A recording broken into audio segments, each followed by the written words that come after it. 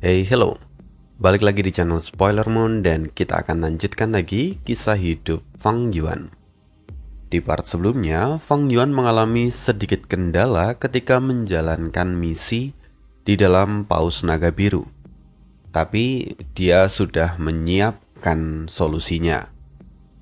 Nah, kita akan cari tahu lagi kelanjutan dari kisah hidup Fang Yuan di part 405. Sementara itu sekarang kita akan menengok kondisi di tanah terberkati Jianwen. Di sana terdapat sebuah istana yang luas, dipenuhi oleh bangunan yang megah dan pepohonan yang rindang. Pintu masuk istana yang lama tertutup perlahan terbuka. Sepanjang jalan, para manusia berbulu berlutut menyambut tuan istana, Xiacha. Ini adalah tempat di mana Xiacha berada. Tapi saat ini ekspresinya tampak muram. Dia baru saja keluar dari kultivasi tertutupnya. Berbagai metode telah ia coba, tetapi tak satu pun yang mampu membantunya menembus peringkat 5 dan menjadi peringkat 6. Semua jalan telah buntu. Satu-satunya pilihan yang tersisa adalah membeli gua apertur kedua peringkat 6 dari Fang Yuan. Xiacha tampak menghela nafas panjang. Setelah sekian lama denial, Xiacha akhirnya menerima kenyataan itu. Siapkan air bersih, aku ingin membersihkan diri. Juga sebarkan bahwa aku telah keluar. Panggil tetua tertinggi kedua dan ketiga kemari. Xiacha memberi perintah singkat. Namun 1 jam berlalu, tak seorang pun datang. Hanya ada pesan yang kembali. Keduanya sedang sibuk dan tidak dapat hadir. Xiacha mengumpat dalam hati. Rasa dingin merambat di dalam dadanya. Dia sudah menduga hari ini akan datang. Namun saat hari ini benar-benar datang, tetap saja dia merasakan pahit di dalam hati. Dulu, dia adalah pusat kekuasaan dari klan Xia. Semua keputusan berada di tangannya. Dia membangun dan membesarkan klan Xia. Tapi kini, dia hanyalah seorang Master Gu peringkat 5. Dia tak berdaya, dia tak punya pengaruh. Mereka yang dulu tunduk padanya, kini mulai menjauhinya. Jadi, mereka berdua ingin merdeka dariku. Xiacha kini tampak menatap aula yang kosong. Hatinya dipenuhi kelelahan. Bukan kemarahan yang mendominasi, melainkan kesedihan dan ketidakberdayaan. Dia tidak bisa sepenuhnya menyalahkan mereka. Sejak kejadian dengan Fang Yuan, klan Xia telah menguras habis sumber daya mereka. Segala usaha yang dikumpulkan selama bertahun-tahun pun seolah hanya menjadi cadangan bagi pihak lain. Jika Xiacha ingin bangkit lagi, biaya yang dibutuhkan akan sangat besar. Dan dalam kondisi seperti ini, apakah klan harus terus mendukungnya? Ataukah klan harus menyelamatkan diri mereka sendiri? Jawabannya kini mulai terlihat jelas. Para immortal di dalam klan Xia telah mencapai kesepakatan diam-diam. Gelar tetua tertinggi pertama kini hanya menjadi simbol kosong. Kultivasi peringkat 5 tidak memberi Xiacha hak untuk ikut campur di dalam urusan di tingkat immortal. Setelah lama berpikir, dia lalu menulis pesan menggunakan Gufana jalur informasi dan mengirimkannya kepada tetua tertinggi kedua. Namun, saat malam tiba, balasan yang diterimanya justru memicu amarah baru. Sialan, bahkan gelar ini pun tidak lagi bernilai. Xiaca menggertakkan gigi. Dalam pesan itu, Xiaca menawarkan kesepakatan menyerahkan posisi tetua tertinggi pertama kepada tetua tertinggi kedua dengan imbalan sejumlah sumber daya kultivasi. Namun ternyata tawaran itu ditolak dengan sopan. Penolakan itu justru menyingkap kebenaran. Tetua tertinggi kedua dan juga ketiga telah mencapai kesepakatan. Mereka akan membiarkan Xiaca untuk tetap memegang gelar itu, namun hanya sebagai boneka. Situasi Xiaca berbeda dengan kondisi Basiba. Di sana, Basiba memilih untuk mundur, dan posisi tertinggi mereka diambil oleh Bade, seorang immortal peringkat 8 yang baru naik. Namun di klan Xia, Xia Zhao dan Xia Chen Yuan hanya berada di peringkat 7. Dulu Xiaca membesarkan mereka untuk menyeimbangkan kekuatan internal klan. Dan kini keputusan itu ternyata berbalik menjadi ancaman baginya. Mereka memiliki kekuasaan, sementara Xiaca kehilangan segalanya. Meski begitu, mereka tetap berhati-hati. Sebagai tokoh dari jalan kebenaran, mereka tidak berani secara terang-terangan menyingkirkan Xiaca yang telah berjasa besar. Lebih aman untuk mempertahankannya sebagai simbol daripada merusak reputasi mereka sendiri. Xiaca tentu memahami segalanya.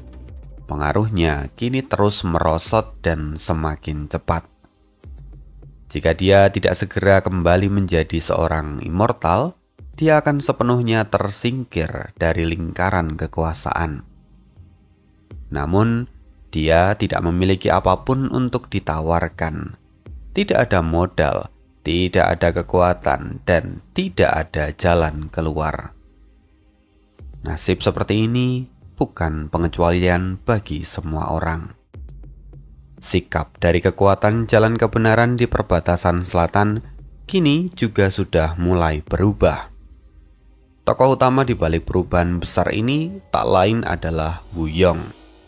Dengan memanfaatkan hubungannya dengan pengadilan surgawi serta kecakapan politiknya, Wu Yong berhasil meningkatkan reputasi dan pengaruhnya secara signifikan.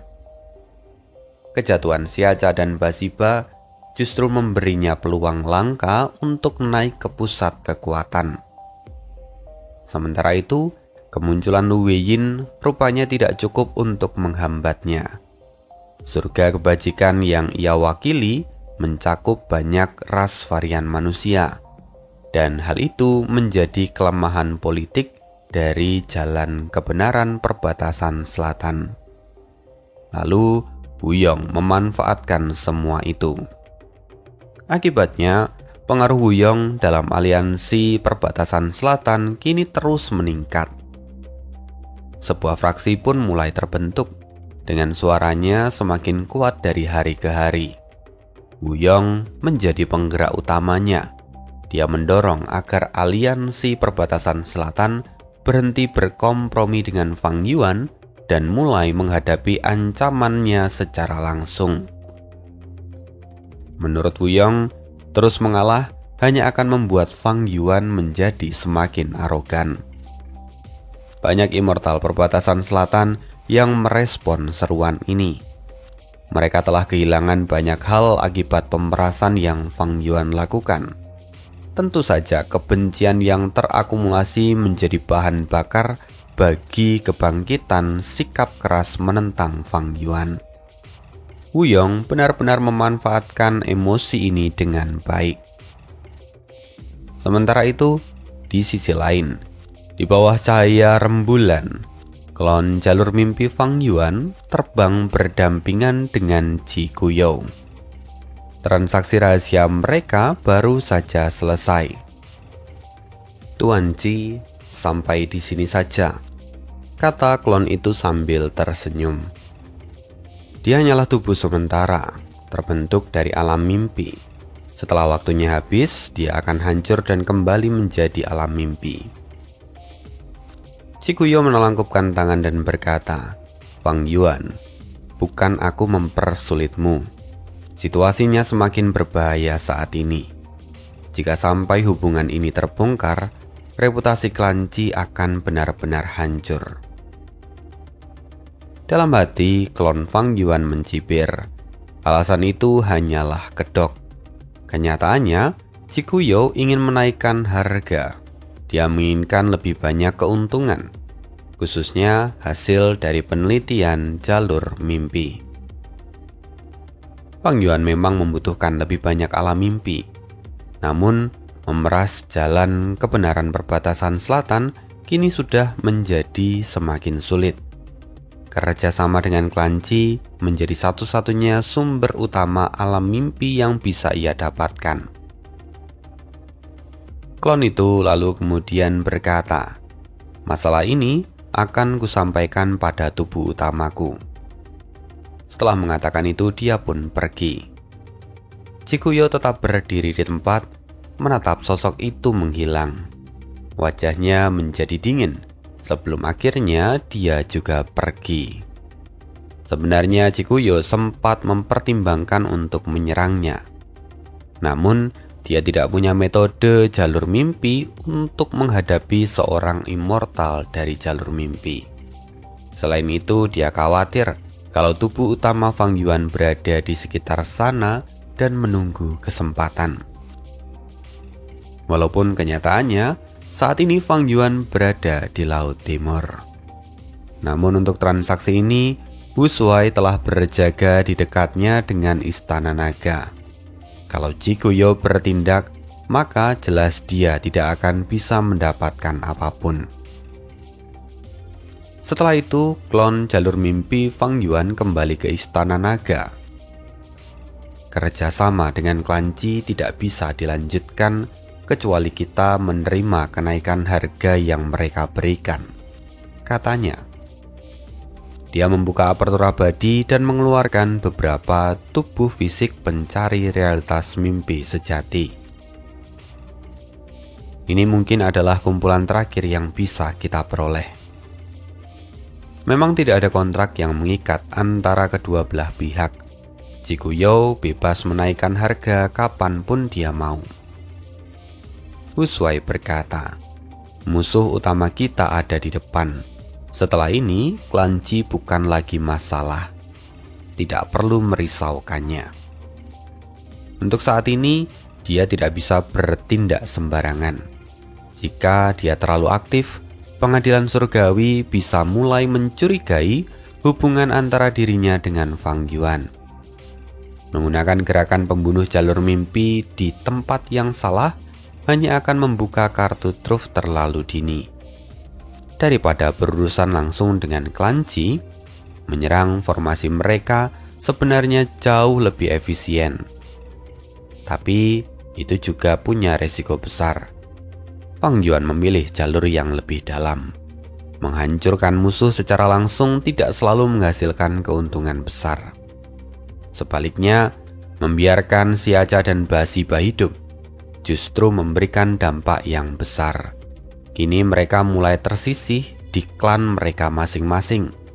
Dan di masa depan, Fang Yuan bisa diam-diam mendukung mereka. Dan tanpa disadari, mereka akan menjadi mata dan telinga Fang Yuan di dalam kekuatan jalan kebenaran perbatasan selatan. Saat ini, satu-satunya kendalanya adalah dia belum punya metode yang cukup kuat untuk mengendalikan mereka sepenuhnya.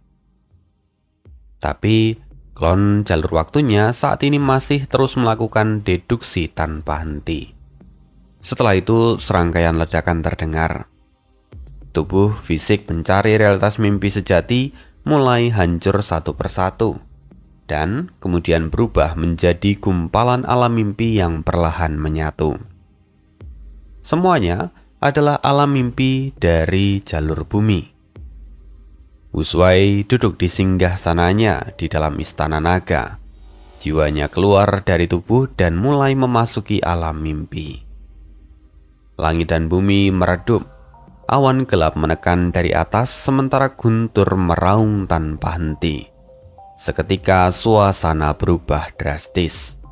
Di dalam pusaran awan hitam, kilatan petir merah menyala berkali-kali. Dari pusat pusaran itu, bola-bola petir aneh jatuh satu persatu, berbentuk seperti porselen sebesar tangki air dan memancarkan cahaya yang menyilaukan. Inilah kesengsaraan abadi, kesengsaraan bola petir porselen merah. Ledakan demi ledakan mengguncang tanah. Di bawahnya sebuah rumahku menahan hantaman tanpa suara. Namun setiap dentuman menghancurkan bagian-bagiannya. Puing-puing berterbangan dan kemudian jatuh menjadi bangkaiku yang tak terhitung jumlahnya. Sementara itu di dalam rumahku, Wu Shuai berdiri tegak menahan tekanan. Dia langsung memeriksa dirinya. Kini, Wu Shuai berada di dalam tubuh seorang immortal jalur bumi peringkat 8. Tubuhnya besar, jari-jarinya lebar dan jubah perangnya pun tampak penuh kerusakan. Tidak jauh darinya ada seorang wanita immortal berdiri dengan tubuh gemetar. Wajahnya pucat dan auranya pun lemah. Dia mengaktifkan gerakan pembunuh penyembuh jalur cahaya. Cahaya putih menyelimutinya, tetapi pada kulitnya muncul garis-garis hitam seperti tinta. Itu jelas adalah tanda dao dari jalur gelap. Jumlahnya juga sangat padat, bahkan mencapai tingkat material abadi peringkat 9. Cahaya tanda dao itu tampak jelas oleh mata telanjang. Padahal wanita ini adalah ahli dari jalur cahaya, tapi tubuhnya dipenuhi tanda dao jalur gelap. Pemandangan itu membuat Wu Shuai terkejut. Dan lebih buruk lagi, tanda-tanda itu terus berubah, bertambah, bergeser, dan menyebar dengan cepat. Wanita itu mendengus. Gerakan pembunuhnya berhasil untuk sementara menekan luka-lukanya. Namun dia tampak berkeringat deras. Dia membuka mata dan menatap Wu Shuai. Senyum pahit terukir di wajahnya. Aku sudah tidak bisa diselamatkan. Ini adalah metode terkuatku. Tapi ini hanya mampu menahannya sementara. Saat waktunya habis, luka ini akan meledak. Air mata tampak mengalir di pipinya. Oh Zheng Yang, aku tidak bisa lagi menemanimu. Hiduplah dengan baik, katanya. Tidak, Wu Shuai berteriak. Masih ada jalan, jangan menyerah. Benteng gunung berat tanah damai milikku adalah pertahanan terkuat yang pernah ada. Kita masih punya waktu. Air matanya juga tampak mengalir. Ini adalah alur alami dari alam mimpi ini. Tak bisa diubah. Wu Shuai hanya berperan sebagai penonton. Namun setelah percakapan itu selesai, kendali kembali ke tangan Wu Shuai. Benteng gunung berat tanah damai. Gumam Wu Shuai. Dia mulai menganalisis situasi. Dia memeriksa apertur abadinya. Di dalam sana terdapat esensi abadi lengkeng putih dalam jumlah yang cukup. Serta ada banyak gu fana. Tapi sayang tidak ada satupun gu immortal di sana. Semua gu immortal kini telah digunakan untuk membangun rumah gu ini. Artinya, satu-satunya andalanku adalah benteng ini. Wu Shuai mulai mencoba mengendalikannya. Strukturnya luar biasa kompleks. Ada lebih dari 100 juta gu yang menyusunnya. Termasuk lebih dari 20 gu immortal. Bahkan Wu Shuai tidak bisa langsung mengidentifikasi inti dari formasinya. Semua terhubung secara misterius, seperti pegunungan yang saling bertaut, membentuk jaringan urat mineral yang panjang. Wu Shuai seperti penambang yang harus menggali lapisan demi lapisan untuk memahami struktur di dalamnya. Memahami struktur ini saja sudah sulit, apalagi menggunakannya untuk bertahan dari kesengsaraan ini. Hati Wu Shuai tenggelam. Seperti yang diduga, situasi menjadi kian buruk. Bola-bola petir terus menghujaninya. Wu Shuai mencoba mengendalikan dan memperbaiki benteng itu. Tetapi tanpa pemahaman yang cukup, semua usahanya sia-sia. Akhirnya benteng itu pun runtuh. Dia dan wanita immortal itu tewas di bawah kehancuran kesengsaraan abadi. Akhirnya Wu Shuai keluar dari alam mimpi. Dia dengan segera menyembuhkan dirinya. Dengan bantuan Gunyali dan persiapan yang telah ditinggalkan Fang Yuan, luka-lukanya bukan masalah besar. Dia kembali memasuki alam mimpi, tapi gagal lagi. 2, 3, 4, hingga 8 kali percobaan, semuanya gagal. Tapi akhirnya dia mulai memahami struktur dari benteng Gunung Berat Tanah Damai.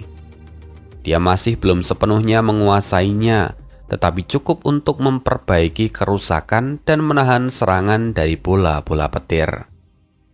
Di langit, bola petir porselen merah mulai berkurang, hingga akhirnya benar-benar berhenti. Tapi kesengsaraan belum berakhir. Awan hitam kembali bergejolak. Wanita immortal itu menghela nafas panjang. Ini semua salahku. Aku mencari jejak kematian yang mulia iblis liar yang ceroboh dan membawa kutukan ini. Ini adalah balasan untukku. Zheng Yang, pergilah. Aku tidak ingin menyeretmu. Cahaya di tubuhnya kini semakin meredup. Tanda dao jalur gelap yang menyelimuti tubuhnya seperti benang hitam yang menjahit luka. Auranya terasa semakin aneh. Jalur, cahaya, dan gelap saling bertabrakan. Bahkan struktur tubuhnya pun mulai berubah. Wu Shuai belum sempat menganalisis lebih jauh. Kini hujan mulai turun. Gerimis tipis, namun dinginnya menusuk hingga ke jiwa. Sisa panas dari ledakan sebelumnya pun lenyap seketika. Dan kemudian tangisan hantu terdengar. Mulai dari pelan, lalu semakin keras, hingga pada akhirnya memenuhi seluruh langit. Benang-benang abu-abu turun dari awan hitam, menjulur perlahan ke arah Wu Shuai. Hatinya pun tenggelam. Dia mengenali kesengsaraan itu. Kesengsaraan abadi, kesengsaraan ulat sutra roh hantu. Bahkan kesengsaraan ini muncul setelah yang sebelumnya. Ini jelas belum berakhir. Dia terpaksa menahannya secara langsung. Jika bola petir porselen merah bersifat menghancurkan dan ganas, maka benang sutra ini sebaliknya, lembut namun licin dan sulit untuk ditangani. Masalahnya, Wu Shuai tidak punya metode ofensif. Rumah Gu yang ia kendalikan juga belum sepenuhnya ia pahami. Ia bahkan tidak tahu cara mengaktifkan serangan di dalamnya. Dia hanya bisa menyaksikan benang-benang itu merayap, menembus celah-celah benteng dan menyusup ke dalam tanpa hambatan. Wu Shuai berusaha bertahan, tetapi tak lama kemudian seluruh benteng telah terinfeksi oleh benang-benang itu. Strukturnya runtuh. Benang sutra membungkus wanita immortal dan dirinya sekaligus, mengubah keduanya menjadi kepompong padat. Lalu pada detik berikutnya, dia terlempar keluar dari alam mimpi. Kini lukanya jauh lebih parah. Penglihatannya menjadi gelap, tenggorokannya kering dan tubuhnya hampir tak mampu menopang kesadarannya. Kerusakan dari kegagalan ini puluhan kali lipat dibandingkan yang pertama. Wu Shuai tersenyum pahit. Berbeda dengan tubuh utama Fang Yuan, Wu Shuai tidak punya fondasi jiwa yang cukup kuat untuk menahan kegagalan berulang kali. Jiwanya hanya berada pada tingkat puluhan juta jiwa manusia. Itu cukup untuk jalur perbudakan, tetapi tidak cukup untuk melakukan eksplorasi alam mimpi secara intens. Sebaliknya tubuh utama Fang Yuan, dengan tubuh abadi berdaulatnya, dia tidak mengalami konflik tanda dao dan dapat mengembangkan jalur jiwa tanpa batasan. Wu Shuai tidak punya kemewahan itu. Dia hanya bisa beristirahat, lalu kemudian mencoba lagi. Kegagalan demi kegagalan terus berulang. Namun perlahan Wu Shuai mulai memperoleh pemahaman. Dia akhirnya menemukan kunci dari benteng itu. Dia memperoleh 3 gerakan pembunuh: gunung tanah terakumulasi, penguburan damai, dan kembalinya tanah berat. Yang paling penting adalah gerakan pembunuh pertama, gunung tanah terakumulasi. Teknik ini bukanlah serangan ataupun pertahanan biasa, melainkan metode jalur bumi yang punya efek jalur formasi.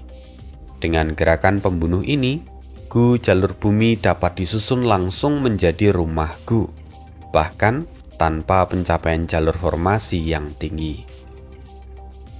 Saat itulah Wu Shuai mulai memahami kebenarannya. Inti dari benteng gunung berat tanah damai bukanlah Gu immortal, melainkan gerakan pembunuh itu sendiri. Jadi begitu, selama aku mengaktifkan teknik ini dan menambahkan Gu jalur bumi, aku bisa memperbaiki benteng dengan cepat. Dengan pemahaman itu, Wu Shuai mencobanya lagi. Tapi saat dia memperbaiki benteng, ledakan dahsyat terjadi. Wanita immortal meledakkan dirinya. Kekuatan ledakannya bahkan melampaui kesengsaraan abadi. Wu Shuai dan seluruh benteng hancur seketika.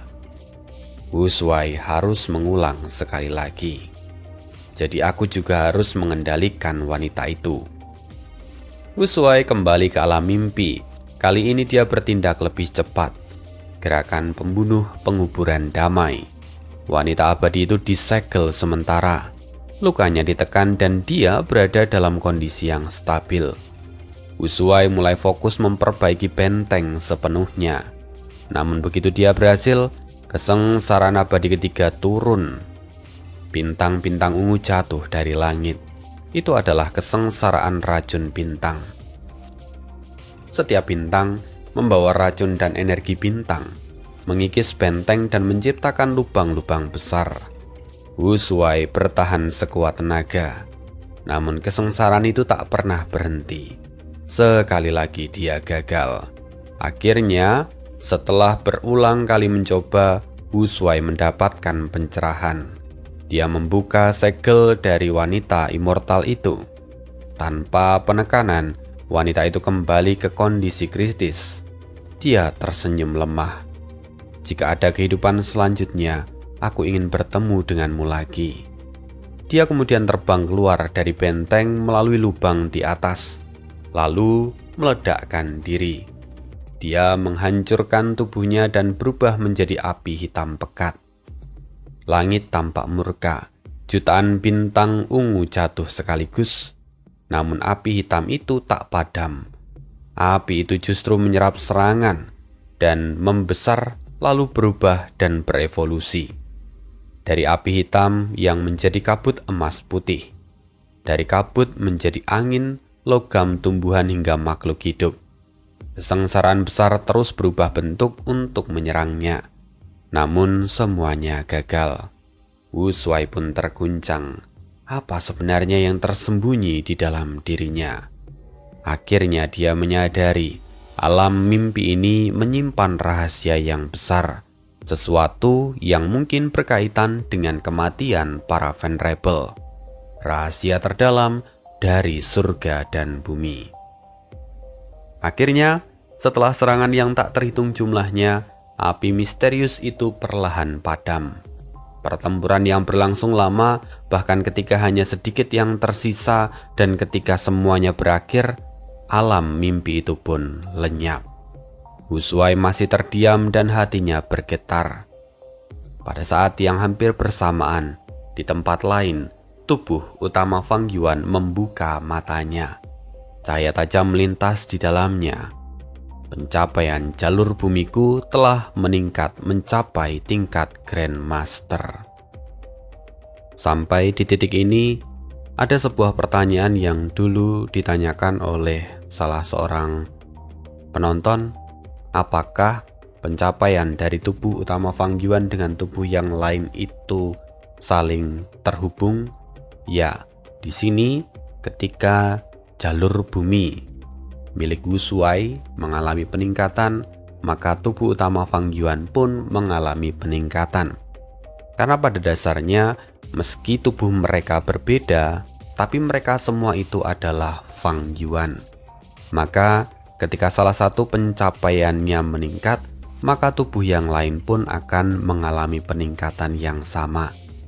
Masalahnya hanya satu, apakah tubuh yang lain bisa memanfaatkan pencapaian itu dengan baik atau tidak? Karena berbeda dengan tubuh utama Fang Yuan, yang mana Fang Yuan tidak mengalami konflik apapun terhadap jalur yang lain. Sementara misalnya Wu Shuai, dia adalah jalur transformasi. Nah, dia bisa mengalami konflik dengan jalur lain. Jadi meskipun pencapaiannya itu tinggi, tetapi kalau jalurnya berkonflik, maka Wu Shuai tidak bisa memaksimalkan kemampuan dari jalur itu. Nah, sekarang kembali ke Fang Yuan di pulau Laut Rumah Giok Emas. Di sana saat ini telah berkumpul beberapa orang, baik manusia maupun duyung. Mereka semua tampak riuh bertanya-tanya. "Nona kecil, apa tujuanmu mengundang kami kemari? Katakanlah dengan cepat, kami masih punya urusan yang lain." "Benar, pasar laut hanya buka sekali setahun. Kami sudah membuang waktu dan uang di sini." Sejumlah Master Gu berkumpul di dalam rumah giok emas dan menatap Xiaolin sambil melontarkan protes. Kesabaran mereka mulai menipis. Xiaolin melihat sekitar dan tersenyum tipis. Dia tetap tenang. Semua yang hadir di sini adalah tokoh yang terhormat. Jadi aku akan langsung ke intinya. Mulai sekarang, pulau ini berada di bawah kendaliku. Siapapun yang ingin berdagang di sini dipersilahkan, tetapi harus membayar pajak dan tidak boleh menetap terlalu lama. Kalau kalian ingin tinggal dalam jangka waktu yang panjang, hanya ada satu cara, yaitu bergabung denganku dan menjadi bawahanku. Ruangan itu seketika sunyi. Lalu keributan meledak. Beberapa Master Gu peringkat 3 yang jelas merupakan pimpinan kelompok memasang wajah muram. "Gadis kecil, kau terlalu lancang." "Hah, junior zaman sekarang benar-benar tak kenal rasa takut." "Hei, kau pikir setelah membunuh satu Master Gu peringkat 3, kau bisa bersikap semena-mena? Jangan lupa, kau sendiri hanya peringkat 2. Banyak orang yang protes, dan di hadapan gelombang tekanan itu, hati Xiaolin pun bergetar. Namun mengingat ini adalah perintah Fang Yuan, dia memaksa dirinya untuk tetap tenang. Tidak perlu meragukan kata-kataku. Sebentar lagi kalian akan tahu apa yang menjadi sandaranku, kata Xiaolin. Dia berusaha terdengar mantap dan penuh keyakinan. "Apa maksudmu?" Seseorang langsung menuntut. Xiaolin tetap tersenyum. Sebenarnya dia sendiri juga tidak tahu. Namun tepat saat itu, tanah bergetar. Apa yang terjadi? Getarannya semakin kuat. Seluruh bangunan berguncang. Gempa bumi? Para Master Gu pun terkejut. Kepanikan mulai menyebar. Di luar, keadaan menjadi sangat kacau. Teriakan dan jeritan panik terdengar dari segala arah. "Aku harus kembali ke tokoku." "Aku juga." Beberapa Master Gu mencoba berlari keluar, namun tiba-tiba cahaya kuning pekat menyembur dari tanah. Cahaya itu menyelimuti seluruh pulau, bahkan menutup pintu masuk rumah Gu. Apapun yang mereka lakukan, mereka tak mampu menembusnya. Wajah-wajah mereka kini berubah pucat. Apa yang sebenarnya terjadi? Ini jelas bukan gempa biasa. Sialin, kau pasti tahu sesuatu, seseorang berteriak. Kini, semua pandangan langsung tertuju padanya. Sialin sendiri juga terkejut, namun pada saat itu, suara Fang Yuan terdengar di benaknya dan memberi instruksi. Dia segera bicara sesuai arahan. Tenanglah semuanya. Perubahan ini tidak merugikan siapapun. Kalian cukup menonton saja. Ini tidak akan berlangsung lama. Kata-katanya sederhana, namun kini tak ada seorang pun yang berani meremehkannya. Ini bukanlah fenomena alam. Ini adalah perbuatan seseorang. Dan sosok seperti itu jelas bukan manusia biasa. Satu pemikiran muncul di benak semua orang. Ini pasti ulah seorang immortal. Sementara itu di dasar laut, Fang Yuan memang sedang bekerja. Dia mengambil material abadi dari apertur miliknya, lalu memasukkannya ke dalam formasi. Berbagai gerakan pembunuh diaktifkan untuk memperbaiki struktur formasi. Cahaya kuning terus meluas dari pulau, menyapu sekitar. Tanah baru mulai terbentuk. Pulau itu membesar dengan cepat. Kapal-kapal di sekitar kini mulai karam. Orang-orang di atasnya menjerit ketakutan. Tubuh mereka terkurung di dalam cahaya kuning dan tak bisa bergerak. Perlahan, cahaya itu mulai mereda. Pulau itu kini telah berkembang lebih dari 2 kali lipat dari ukuran semula. Di tepiannya, gelombang besar menggulung. Air laut bergolak, memunculkan ikan dan binatang laut dalam jumlah yang tak terhitung. Setelah menyempurnakan sisi jalur bumi, Fang Yuan beralih memperbaiki aspek jalur air dari formasi itu.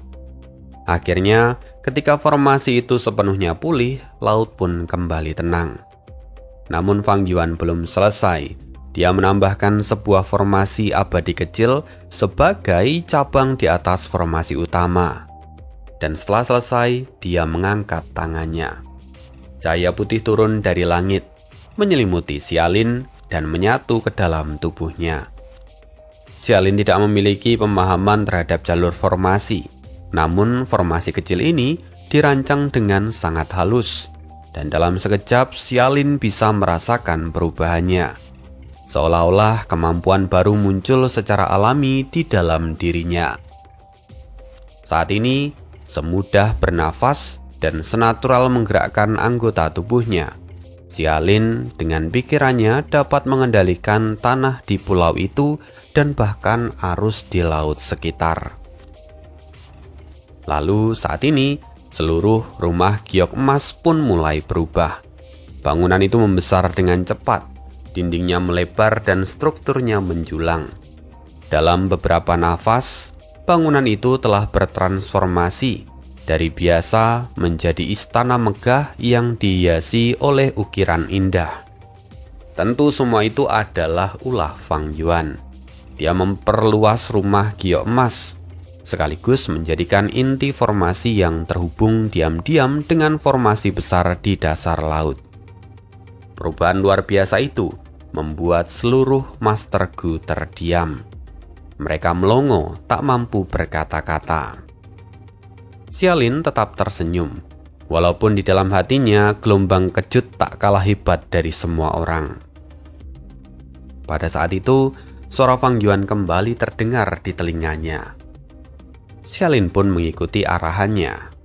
Kalian telah menyaksikannya sendiri.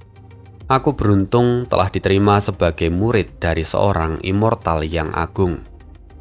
Guruku baru saja menempatkan formasi abadi di sini dan menugaskanku untuk menjaganya. Aku akan menangani seluruh urusan Fana di sini." Setelah berkata begitu, Xialin menggerakkan kehendaknya. Cahaya kuning kembali melonjak menyelimuti seluruh Master Gu di ruangan itu. Dengan satu kehendak, semua orang tersentak. Tubuh mereka ditekan oleh kekuatan yang tak terlihat. Mereka terangkat ke udara dan tak mampu bergerak apalagi melawan. Xialin tersenyum tipis. Pada detik berikutnya, cahaya kuning menghilang dan semua orang dilepaskan. Keajaiban abadi, ini benar-benar keajaiban abadi. Jadi ternyata benar ada immortal di dunia ini, kata para Master Gu dengan penuh keterkejutan. Lalu seorang Master Gu dengan hati-hati membungkuk dan berkata, "Saya memohon petunjuk Nona Xialin. Mengapa guru Anda membangun formasi ini di tempat ini? Apa tujuan beliau?" Xialin hanya tersenyum. "Itu bukan sesuatu yang bisa kalian ketahui. Sekarang, apakah masih ada yang ingin mengomentari tawaranku sebelumnya?" Mendengarnya tak ada seorang pun yang berani membantah. Sebagian langsung menunduk dan beberapa bahkan berlutut, menyatakan kesediaan mereka untuk mengikuti Xialin. Xialin hanya bisa menenangkan mereka satu persatu. Sementara itu, kehendak Fang Yuan tetap mengawasinya dari dalam formasi. Setelah memberikan beberapa nasihat terakhir, Fang Yuan sepenuhnya menyerahkan situasi ini kepada Xialin. Di dalam gua surga Paus Naga Biru, jejak keberadaan immortal memang ada. Tetapi baik di kehidupan sebelumnya maupun saat ini, Fang Yuan belum pernah melihat immortal lain di sini. Legenda tentang mereka hanya beredar sebagai rumor di dunia fana.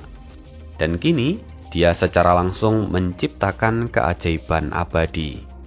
Dan formasi abadi telah dibangun dan kendalinya sebagian diserahkan kepada Xialin. Tak lama, kabar itu pun meluas. Orang-orang mulai berdatangan. Sebagian ingin menyaksikan keajaiban itu, sebagian yang lain ingin bergabung di bawah Xialin. Dalam kehidupan sebelumnya, Fang Yuan membantu Xialin menjadi saintis. Namun dalam kehidupan ini, dia memilih langkah yang berbeda, membangun fondasi kekuatan untuk Xialin sejak awal. Kedepan, Xialin akan bergerak di antara berbagai kekuatan serta para Master Gu. Dia akan mengikuti arahan Fang Yuan untuk membangun pengaruhnya sendiri. Jika dia melakukan kesalahan, kehendak Fang Yuan yang tertanam di dalam formasi akan membimbing dan memperbaikinya. Dari sudut pandang Fang Yuan, investasi pada Xialin hampir tidak berarti. Pengeluaran terbesarnya justru terletak pada perbaikan formasi bawah laut. Berkat peningkatan pencapaian jalur bumi miliknya, dia mampu mengatasi kelemahan sebelumnya dan menemukan metode yang efektif untuk memperbaiki formasi itu. Dan sebagai Grandmaster jalur formasi, Fang Yuan tidak bisa memanfaatkan tanda Dao alami, sehingga harus mengandalkan material abadi. Disinilah biaya terbesar muncul. Misi tingkat menengah memang lebih sulit dan terkadang membutuhkan investasi nyata dari seorang immortal. Poin prestasi memang tidak pernah mudah diperoleh. Dan setelah menyelesaikan semuanya, Fang Yuan kembali ke tugu prestasi. Misi ini memberinya 100 poin, batas maksimal untuk misi tingkat menengah. Ini menandakan bahwa penyempurnaannya terhadap formasi itu hampir tanpa cacat. Namanya pun langsung melesat ke posisi teratas, jauh meninggalkan yang lain. Perolehan itu membuat para pesaingnya merasakan tekanan yang besar. Namun sekarang, Fang Yuan tidak langsung pergi. Dia mulai meneliti tugu prestasi. Dengan pencapaian jalur bumi di tingkat Grandmaster, dia berpikir mungkinkah dia bisa memahami rumah Gu ini. Jika bisa memahami strukturnya, mungkin dia bisa menemukan celah dan mungkin juga mengambil alih seluruhnya. Sebelumnya, Wang Yuan tidak punya pilihan selain mengikuti aturan. Namun keinginan untuk menguasai tugu prestasi tidak pernah padam. Dan setelah mengamatinya cukup lama, kekecewaan terlihat di wajahnya. Tugu itu tidak hanya mengandung kedalaman jalur bumi, tetapi juga jalur suara, jalur manusia, dan bahkan jalur surga. Dan yang paling penting, jalur bumi dan suara hanyalah pelengkap. Inti sebenarnya dari rumahku itu adalah jalur manusia dan jalur surga. Untuk benar-benar memahaminya, aku harus mencapai tingkatan Grandmaster Agung di keempat jalur ini. Wang Yuan tersenyum pahit. Harapannya untuk memperbaiki tugu prestasi saat ini terlalu tipis. Ya, itu wajar, karena sebelumnya entah sudah berapa banyak immortal yang pernah mencoba langkah Wang Yuan ini. Dan di antara mereka pasti ada banyak tokoh yang luar biasa, namun tak seorang pun berhasil menguasai rumahku peringkat 8 ini. Fondasi Wang Yuan di bidang ini masih belum cukup dalam.